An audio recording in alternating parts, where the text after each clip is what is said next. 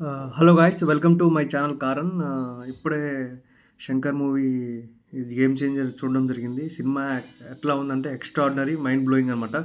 ప్రతి 10 నిమిషాలకి elevation scenes అస్సలు ఎక్స్పెక్ట్ చేయలేదు ఈ రేంజ్లో. ఒక రొటీన్ టెంప్లెట్, కమర్షియల్ టెంప్లెట్లో లైక్ అసలు ఈ లెవెల్లో ప్రతి 10 మినిట్స్కి ఎలివేషన్స్ ఇచ్చుకుంటూ టెస్ట్లు ఇవ్వడం, అసలు ఒక ఆడియన్స్ గేమ్ చేంజర్ని ఏ విధంగా ఎక్స్పెక్ట్ చేశారో దానికి 2x టైమ్స్ 3x టైమ్స్ అంత హైలో ఉందన్నమాట. మామూలుగా శంకర్ గారు ఇంతకుముందు చేసిన మిస్టేక్స్ ఏవైతే ఉన్నాయో అన్నీ రెక్టిఫై చేసుకుంటూ ఈ సినిమాలో పర్ఫెక్ట్గా దిగారనమాట. మామూలుగా ఎలా అయితే శంకర్ సినిమాలో ఒక థీము, ఒక నిజాయితీ, ఒక టెంప్లెట్స్ ఉన్నాయో, ఇంతకుముందు ఉన్న అన్ని సినిమాలను కలిపి మనం ఏదైతే శంకర్ని మిస్ చేస్తున్నామో ఆ శంకర్ని అయితే ఈ సినిమాలో చూసాము. ఎట్లా అంటే విత్ సడన్ ట్విస్ట్. ఇప్పుడు శంకర్ మూవీలో ఏంటంటే కొంచెం ల్యాగ్ అవుతుంది, స్టోరీ డీవియేట్ కావడం కానీ అంత హై ఉండకపోవడం అనేది మనం చూసాము.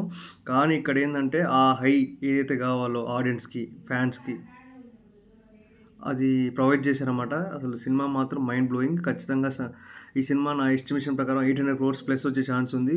మరి మిగతా ఇండస్ట్రీలో హిట్ ఏ విధంగా ఉందో మనకైతే తెలియదు. సినిమా ఓవరాల్గా చెప్పడం మాత్రం సూపర్ మైండ్ బ్లోయింగ్ అండ్ సింపుల్గా స్టోరీ చెప్పండి, ప్యూర్ కమర్షియల్ మూవీ అనమాట. అసలు ఎట్లా అంటే ప్రతి 10 నిమిషాలకి ఫైట్, సాంగ్ అవన్నీ ఉంటాయన్నమాట. అయినా కానీ సినిమా మాత్రం చాలా బాగుందని చెప్పాలి. మరి ఇంత కమర్షియల్ తీసినా కానీ ఎందుకు నచ్చిందంటే ఏదైతే ట్విస్ట్లు ఉన్నాయో, లైక్ హీరోకి విలన్ మధ్య ఒక ఎంగేజింగ్గా ఉందన్నమాట. ఒక రేస్ గురం టైప్ అనమాట. నువ్వా అన్న ఢీ కొడతారు ఇద్దరు. అది మాత్రం చాలా ఎక్స్ట్రాగా నచ్చింది నాకైతే. అండ్ ఇదైతే నేను సంక్రాంతికి వర్త్ వాచింగ్ మూవీ అని చెప్పాలి.